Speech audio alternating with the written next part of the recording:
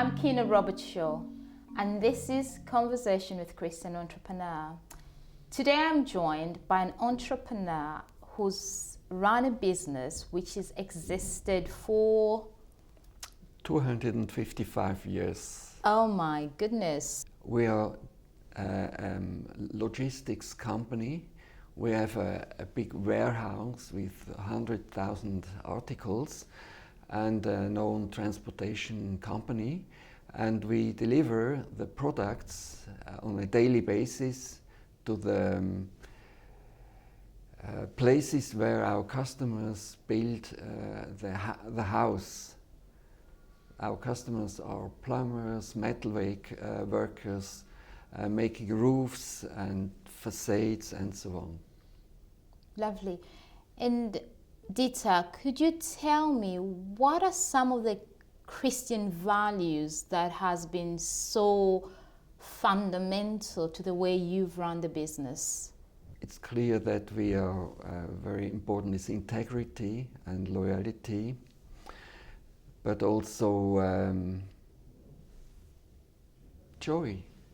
Did you say joy? Yes. So you say integrity, loyalty, and joy. Oh, lovely. Joy, it's not very common you hear business with joy. You do hear integrity and loyalty, but joy. Could you give me an example of your experience of joy as something that was a lived experience? Well, you could translate with optimism, enthusiasm. You like the things you do. Wow. Tell me, for you, what difference did your faith make how you were running your business? Well, I think one thing which is important is the importance of wealth or of money. Of course, this is in a business, it's everyday subject, but you should not be addicted at money. In a family company, this is especially important when you hand it over to the next generation. Because we had 4 children and only one was interested.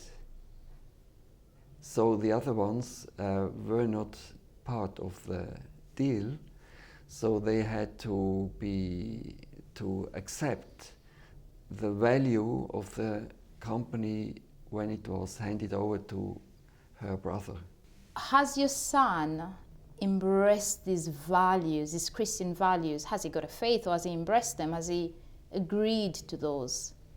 I'm sure he agrees, but I don't know if his Christianity, his faith is so explicit. Okay. You were 55 when you started thinking about this transition. And how long did it take from the time you started kind of thinking about it and the preparation? How many years did it take for you to then hand over the business? Well, we started with these yearly gatherings in my office in the year 2002, and then the decision was taken 2008 around. So just about 9-10 years. 6 years. Yeah. But the period with these discussions with my colleague lasted about 2 years. And our children, you know, when the company is so old, everybody thinks it has to continue. So there is a high pressure, unspoken pressure on the children to enter the company. And I found it very important that they could speak with somebody who was outside the company on this situation. When he decided to enter the company, I elected him into the board of directors. And then 1 year later, he entered the company as an employee. And then we worked together for 4 years. Oh. So we know each other very well. That is lovely. And we have very good relationship. But I found it important that he was not just the CEO, Chief Executive Officer, but also the owner. Because only when he is owner, he can become entrepreneur. If I am the owner and he is CEO, he is the manager of the father or the family. And this is very different from being entrepreneur. So we found a way, looked for a way to hand over the shares of the company to Matthias, who runs the company now. And this was also a process of 1.5 years with a lawyer who was experienced in this kind of transition. And all our children and my wife were involved in these discussions about the financial part of the transition.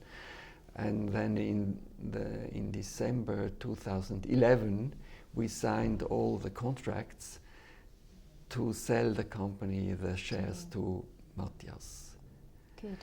So, and then he entered the company, he was in the company, he was the owner, and we worked together still, and he asked me if I would stay president of the board, and of course I said yes.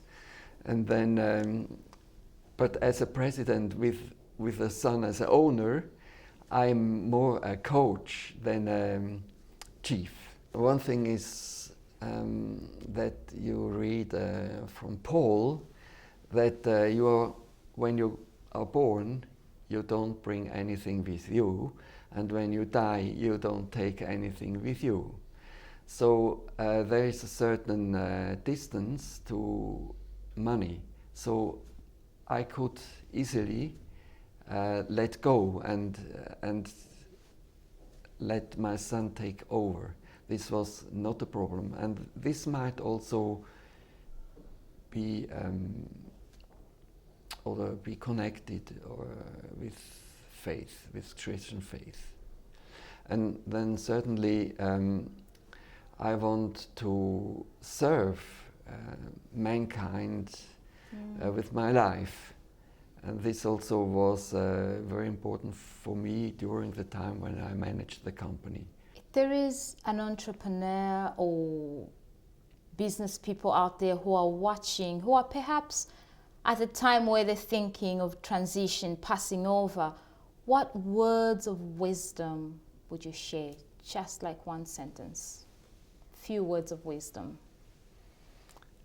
The most important thing is to let go, to be able to let go, not to think I'm the most important person on the world. Be able to let go. And if an entrepreneur is able to let go, he can make room for the next. How do you do that? It's easy to say let go, but realistic, how do you do that when everything, your identity is surrounded by this business, your name is your, you look at the business, it's got your name. How do you do it, Dieter? It was not difficult for me. But you said it was not easy for me, but great to hear that was not difficult for you. And I hope the people who are watching, it might not be difficult for them. In a company which existed for 8 or 9 generations, you know how to do it because all your ancestors did it the same way, so you can learn. And it might also be a question of character. And why I have this character, I don't know. It's inherited, it's my education, I don't know. And for me it was good that I had also some hobbies besides business. I make music, I'm active in our church community, I was a teacher and so on, and I'm not just concentrated on the business and forgot the rest of the world. And then we have a family with 4 children, now we have 6 grandchildren, and so my range of activities is rather broad, and this also might be helpful in handing over a company to the next generation. Dieter, thank you very much.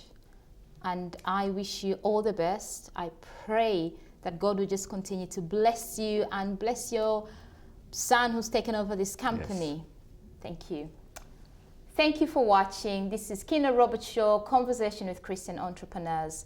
If you want to find out more, you can visit the Faith in Business website, which is www.faithinbusiness.org. Bye for now.